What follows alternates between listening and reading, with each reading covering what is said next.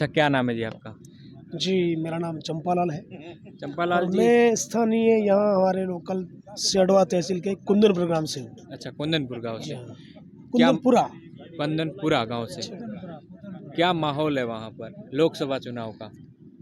हमारे गांव की जहाँ तक बात करें, वहाँ पर मुसलमानों का गांव है, तो वहाँ पर ऐसा वातावरण बीजेपी के अनुकूल नहीं है। अच्छा, लेकिन फिर भी हम जो समर्थक हैं वो अपनी तरफ से प्रयास किए जा रहे हैं। अच्छा। वहाँ पर बीजेपी के अनुकूल नहीं है, फिर भी आप बीजेपी के लिए जी समर्थन हाँ, कर रहे हो। क्यों कर रहे हो? क्योंकि मुख्य बात है राष्ट्रवाद। राष्ट्रवाद। ठीक है, भारत का सर्वांगीण विकास की अगर कोई योजना है, प्लान है, वो मात्र अभी वर्तमान जो वस्तुस्थिति है उस हिसाब से एकमात्र एक बीजेपी एक पार्टी है जो भारत, हमारे जो पूर्वज जो बलिदान हो गए, उनकी जो आशाएं थी, अपेक्षाएं थी, वो जो चाहते थे, उनको वस्तुस्थिति तक लाने का जो प्रयास कर रहे हैं, वो समर्पण का भाव से जो कार्य कर रहे हैं, वो एकमात्र बीजेपी के यशस्वी हमारे माननीय जो प्रधानमंत्री है मोदी जी, वो कर रहे हैं। और उनसे हम आशाएं और अपेक्षाएं और कर रखे हैं, बनाए हुए हैं, और वो आशाओं पर खरे उतरेंगे ऐसा हमें प्रबल विश्वास है। कोई लोग तो कह रहे हैं कि यहाँ पर बीजेपी के जो प्रत्याशी वो दूसरे या तीसरे स्थान पर रहेंगे। इसमें यूँ है भाई साहब कि सबसे पहले है हमारी सोच, हमारी विचारधारा, हम चाहते क्या हैं। और मैं ऐसे लोगों को यही कहना चाहूँगा कि जो लोग वास्तव में, जिन्हें राष्ट्रवाद से पता नहीं है, जो राष्ट्रवाद के बारे में जानते नहीं हो, जिन्हें भारत के बारे में पता नहीं है, जो सिर्फ व्यक्तिगत स्वार्थ को लेकर चल रहे हैं ना, वैसा बोल रहे हैं। अच्छा, उनका तो प्रश्न ये है कि कैलाश जी ने किया क्या। किया क्या? हाँ, ये ठीक है, भी लोग कह रहे हैं। तो मैं यूँ बोलूँगा, मेरा पहला प्रश्न है कि पिछले 70 वर्षों में कांग्रेस ने ऐसी क्या क्या है उपलब्धियाँ जो आपको बताई है, बताओ। प्रश्न तो हम भी खड़ा कर सकते हैं ना।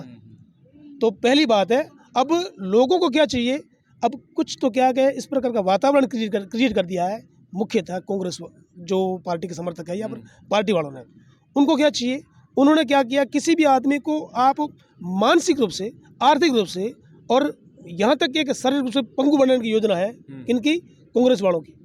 और जबकि मेरी सोच है, मुझे यूँ लग रहा है, भारत के जो यशस्वी प्रधानमंत्री है, बीजेपी जो पार्टी है, उसमें मैं यूँ नहीं कहता, उनमें से भी अपवाद हर जगह है, तो उनमें भी होगा।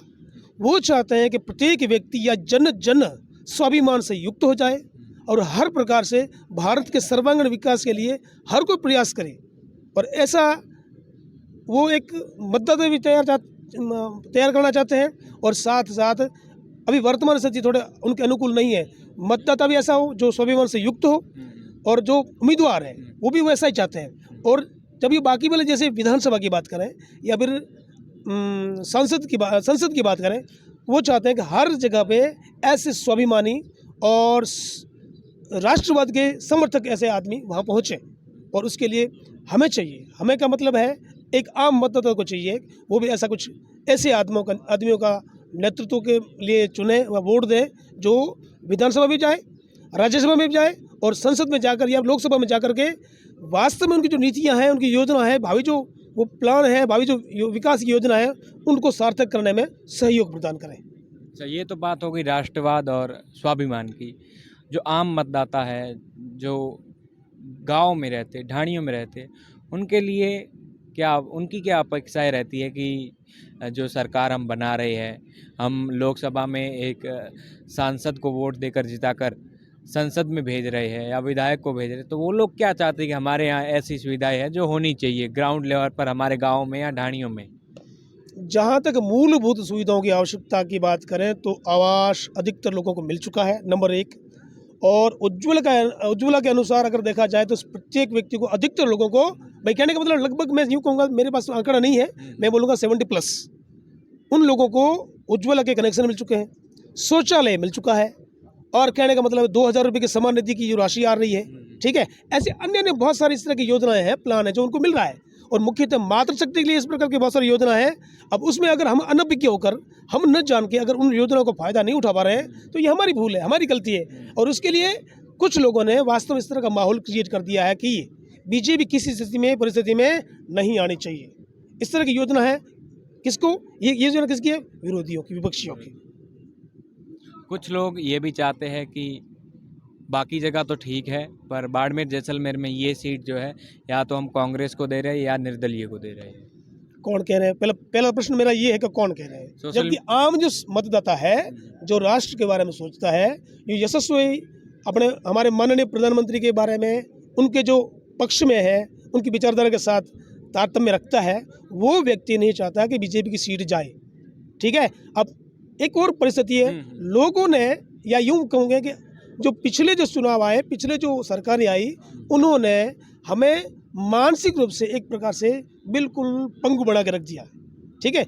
इसलिए प्रत्येक स्थान पर, हर स्तर पर देखा जाए तो भ्रष्टाचार चरम स्थिति पर है। ठीक है। अब भ्रष्टाचार जो वो हमारे लिए व्यवधान पैदा कर रहा है। अब यहाँ पर स्थिति यहाँ तक है, कुछ लोग जाते हैं और अगले आदमी को, जो अधिकारी उसको पैसे देते थे और कहते थे भी अपना काम तो हुआ। ठीक है। इसके लिए सरकार को चाहिए कि ऐसे भ्रष्टाचार करने वाले और करवाने वाले, उन दोनों के विरुद्ध कार्रवाई हो, और जो ऐसे लोग अपना अपना काम की, जैसे अभी एक मेरा प्रश्न है, मैं 2012 से तैयारी कर रहा हूँ, सेकेंड ग्रेड के टीचर के लिए मैं ट्राई कर रहा हूँ, एक अध्यापक के लिए। तो उसमें मैंने ये भुगता है, मैंने अनुभव किया है, पिछले जितनी भी सरकार आए हैं, मैं वसुंधरा जी को स्पेशली बोलूँगा। वसुंधरा जी जो है, कोई दूध की धुली भी नहीं है, वो और अशोक जी मिले हुए हैं। उन्होंने प्रत्येक पेपर को उन्होंने सार्वजनिक रूप से, क्या कहेंगे भाई, एक प्रकार से लीक हो रहा है, उन्होंने पैसा ले लिया और हम आते रो रहे हैं। अब हमारे भी तो बच्चे हैं ना, हम उनको दुआएं कहाँ से देंगे, हम उनको कैसे आशीष देंगे? उन्होंने हमारे भविष्य को गर्द में डाल दिया और पेपर बांट दिए। हमारे तो बीजेपी, या यूँ कह सकते हैं कि पिछली जो सरकारें आए हैं, उसमें बीजेपी के जो मुख्य जो कार्यकर्ता या मुख्यमंत्री थे, उन्होंने जानबूझकर हमारे भविष्य को बर्बाद कर दिया, तहस-नहस कर दिया। इसलिए ऐसे लोगों को नहीं चाहते हैं। हम ऐसे चाहते हैं जो वास्तव में देश के लिए प्रति समर्पित हो और देश के लिए हर प्रकार से, या यूँ कह सकते हैं सर्वांगीण विकास के बारे में सोचते हो, और वो जो व्यक्तिगत स्वार्थ वाली बात, स्वहित स्वसंकुचित विचारधाराओं से उठकर जो कार्य करते हैं, ऐसे हमें नेतृत्व करने वाले व्यक्ति चाहिए।